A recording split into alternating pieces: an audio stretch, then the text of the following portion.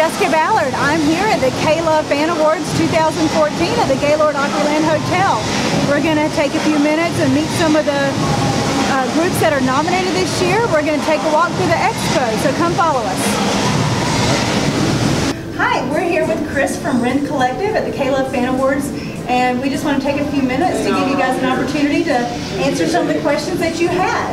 Chris, thanks so much for taking the time to meet with us. You're welcome. We appreciate it.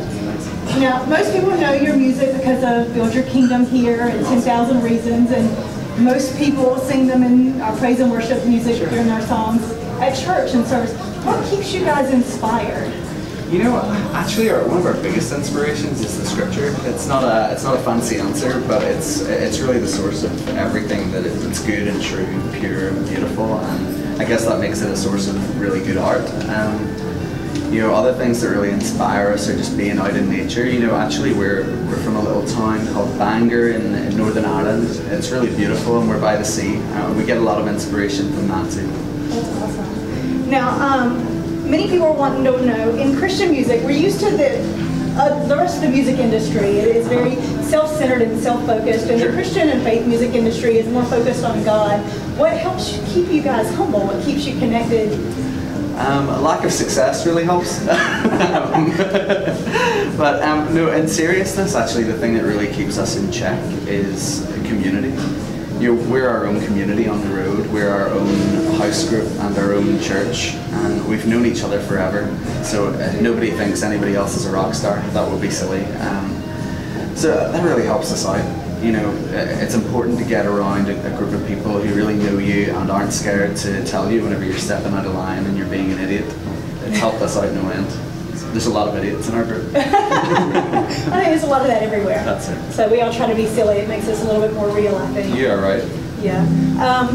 Why did you want to come to the KLOVE Fan Awards? So I know it's more about the fans than it was about the awards. That's it. Well, I mean, KLOVE in particular really blessed us. We really admire what they do in terms of ministry because, you know, they're reaching so many people with such positive messages. They're reaching people with the gospel, and you know, we want to be a part of that. Obviously, it's building His kingdom. You know, also, of course, it's an amazing way to say thank you to any fans that we might have gathered that way through KLOVE. You know, without people coming out to our shows and without people encouraging us via Twitter and via Facebook and everything, honestly, it would be hard for us to keep going. So we're blessed to be here. Well, we're very glad to see you here too, and we know you guys had quite a journey, and as you said a little minute ago that you're still a little jet lagged and trying to figure out what time it is. No, it's time to eat, that's all I know. We understand that. What keeps your mission focused?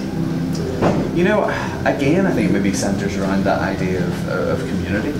You know, it's hard to lose the vision whenever you're constantly surrounded by those people who you crafted that vision with. You know, and also just making that time to take a deep breath, to get back into Scripture and remember why you're doing what you're doing. Because obviously, you know, music is so temporary. You know, the songs that are popular today, sometimes gone in 6 months. But the things that really matter are building His kingdom, giving people an expression and a taste of the Holy Spirit. And then tell me one more question. This is a little bit more of a fun one. Your songs are the kind that we kind of get up and dance to. We find ourselves dancing and rocking out in our service. Yeah. What helped shape your style of music? Sure. Where did that come from? It's very joyful and celebratory. I know that's part of your new album. Well, I have a background in professional dance. That's a joke. You know, for us, I guess, we got really captured by this whole message of celebration. You know, seriousness isn't a fruit of the Spirit, believe it or not. We realized that along the way, but joy is a fruit of the Spirit, and sometimes in the Christian community, I think we can overemphasize the serious parts of our faith. Not that our faith isn't serious, but it's also about joy. There's a balance and there's a tension in that.